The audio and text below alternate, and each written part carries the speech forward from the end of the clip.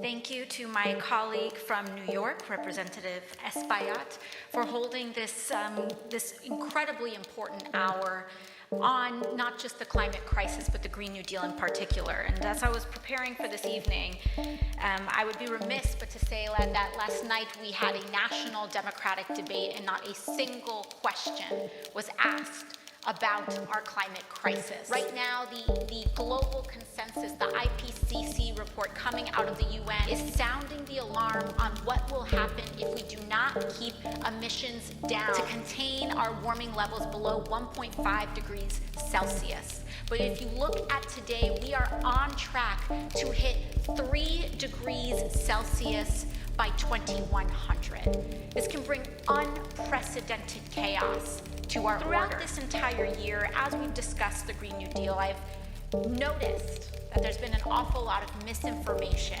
about what is inside this resolution.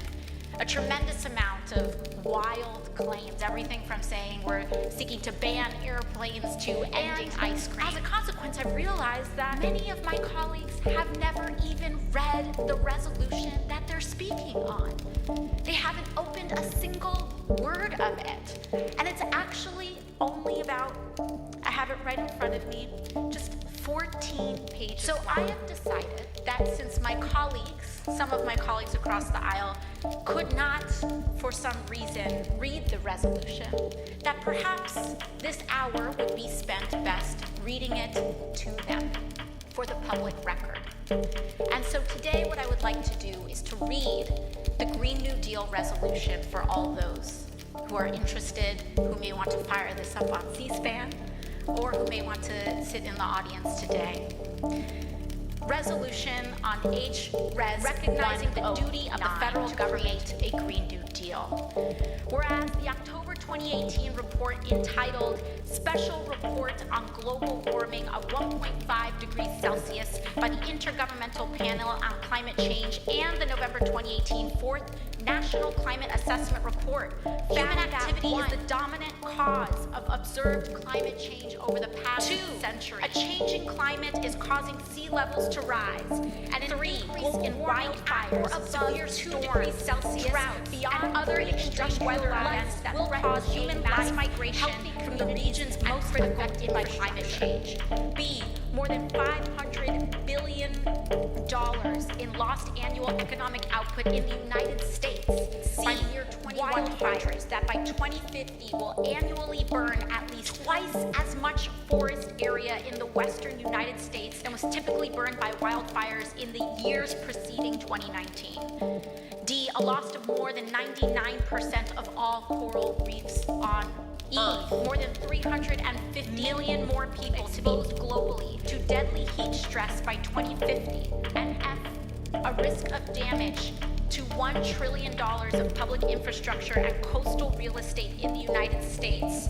And 4, global temperatures must be kept below 1.5 degrees Celsius above pre-industrialized levels to avoid the most severe impacts of a changing climate, which will require A, global reductions in greenhouse gas emissions from human sources of 40 to 60% from 2010 levels by 2030, and B, net zero global emissions by 2050.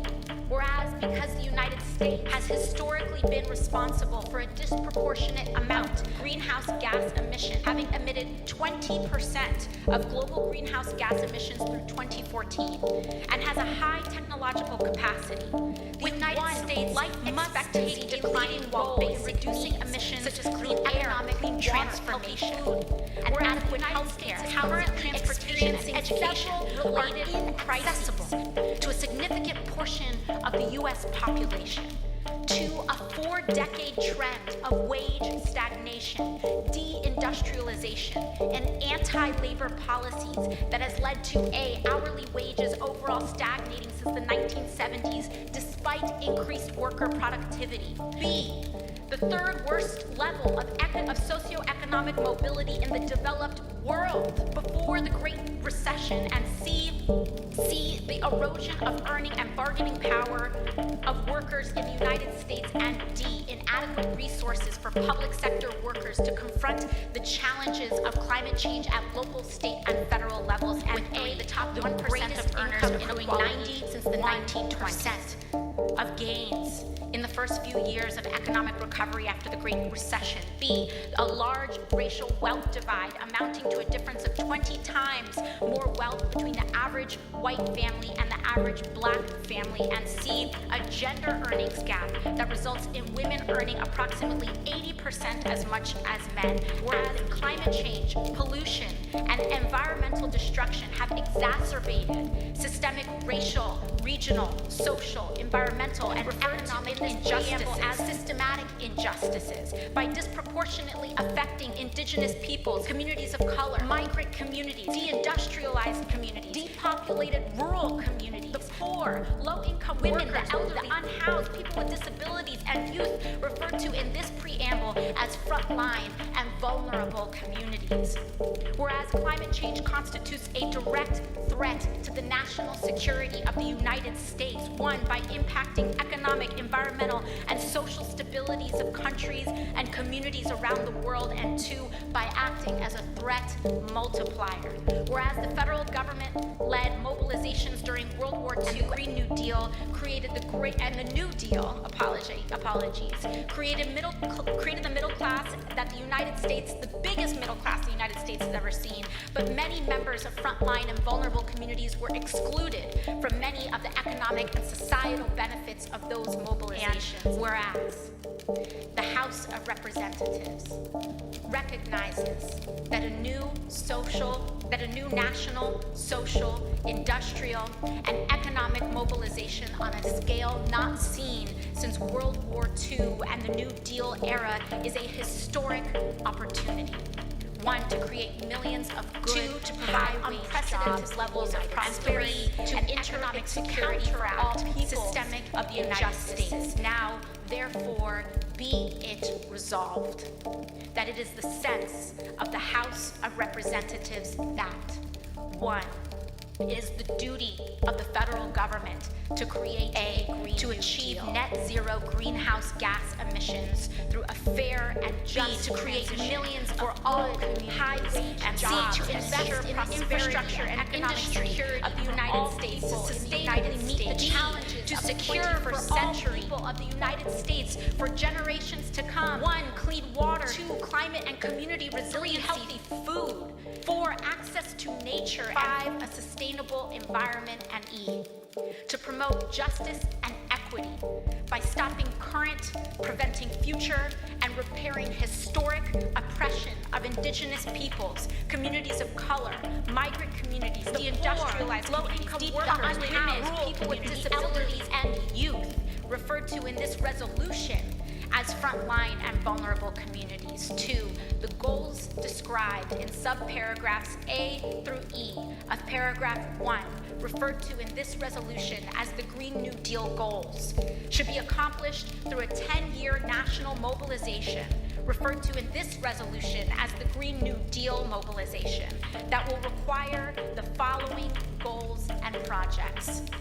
A, building resiliency against climate change-related disasters. B, repairing and upgrading the infrastructure in the United States, funding and providing investments by eliminating pollution and greenhouse gas emissions as much as technologically feasible. Universal access to clean water. 3, by reducing the risks posed by climate impacts by ensuring that any infrastructure bill considered by Congress addresses climate change.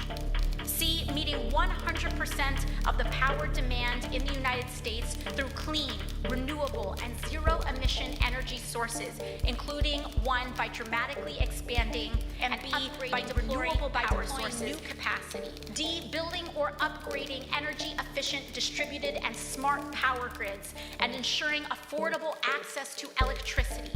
E, upgrading all existing buildings in the United States and building new buildings to achieve maximum energy efficiency, water efficiency, manufacturing, safety, affordability, and removing and durability, greenhouse gas emissions, electric manufacturing and industry as much as is technologically feasible, including by expanding renewable energy manufacturing and investing in collaborative manufacturing farmers and ranchers in the United States to remove pollution and greenhouse gas emissions from the agricultural sector as much as is technologically feasible, including one, by supporting, by investing in sustainable farming and land use practices, and three, by building a more sustainable food system that ensures universal access to healthy food. H, overhauling transportation systems in the United States to remove pollution and greenhouse gas emissions from the transportation sector as much as technologically feasible, including through investment in 1,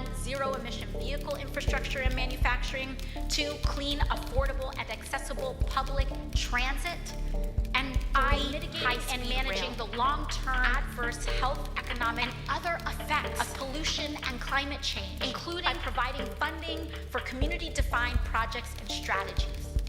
J, removing greenhouse gases from the atmosphere and reducing pollution by restoring natural ecosystems through proven low-tech solutions that increase soil carbon storage, such as land preservation and afforestation. K, restoring and protecting threatened, endangered, and fragile ecosystems, cleaning up existing hazardous waste and abandoned sites that enhance biodiversity, development, and support climate resiliency sites.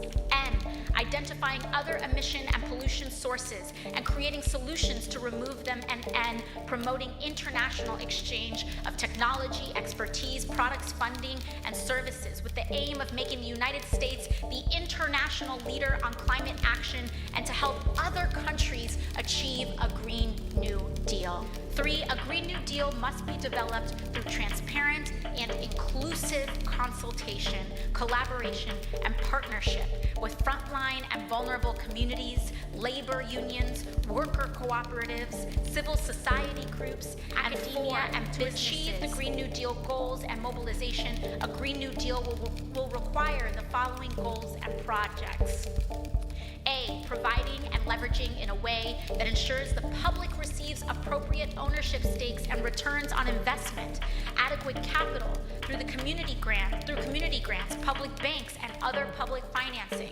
Technical ensuring that the federal government takes into account other forms of assistance, environmental and social costs, federal, state, and impacts of emissions. Government agencies and existing laws working on the new policy, and 3, ensuring that frontline and vulnerable communities shall not be adversely affected.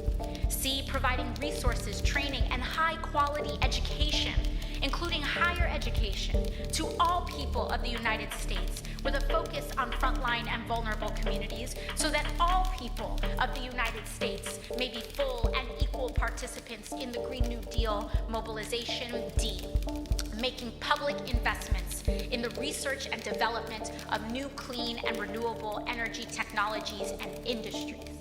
E, directing investments to spur economic development, deepen and diversify industries and businesses in local and regional economies, and build wealth and community ownership, while prioritizing high-quality job creation and economic, social, and environmental benefits in frontline and vulnerable communities and deindustrialized communities that may otherwise struggle with the transition away from greenhouse gas-intensive industry. F, ensuring the use of democratic and participatory processes that are inclusive of and led by frontline and vulnerable communities and workers to plan, implement, and administer the Green New Deal mobilization creates high-quality union jobs that pay prevailing wages, hire local workers, offer training and advancement opportunities, and guarantees wage and benefit parity for workers affected by that transition, adequate family and medical leave, paid vacations, and retirement security to all people of the United States. I, strengthening and protecting the right of all workers to organize, unionize, and collectively bargain free of coercion, intimidation, and harassment. J, strengthening and enforcing labor, workplace health and safety, anti-discrimination, and wage and our standards across all employers, procurement standards, and border adjustments with strong labor and environmental protections. And to stop the transfer of jobs and pollution overseas. And to grow domestic manufacturing in the United States. L, ensuring that public lands, waters, and oceans are protected and that eminent domain is not abused. M, obtaining the free, prior, and informed consent of Indigenous peoples for all decisions that affect Indigenous peoples and their traditional territories, honoring all treaties and agreements with Indigenous peoples, and protecting and enforcing the sovereignty and land rights of Indigenous people, ensuring a commercial environment where every business person is free from unfair competition and domination by domestic or international monopolies. And O, providing all people of the United States with high-quality health care, affordable, safe, and adequate housing, economic security, and clean water, clean air, healthy and affordable food, and access to nature. That is every word in the Green New Deal. And I want every person in this body and across the country to ask themselves why this is so controversial. Why is health care for every American so controversial? Why is protecting our planet for the next generation so controversial? Why is dignified and protections at work so controversial? Why is taking on the fossil fuel industry so controversial? Because for years, we have prioritized the pursuit of profit at any and all human and environmental cost. And I humbly ask my colleagues and my country to question our priorities for once, because our priorities have led to an unprecedented amount of income inequality, to millions of people living in poverty, and many more that feel unstable in their economic. So please, as a moral, economic, and political prerogative, I humbly ask our country to care for our planet. Thank you very much, and I yield.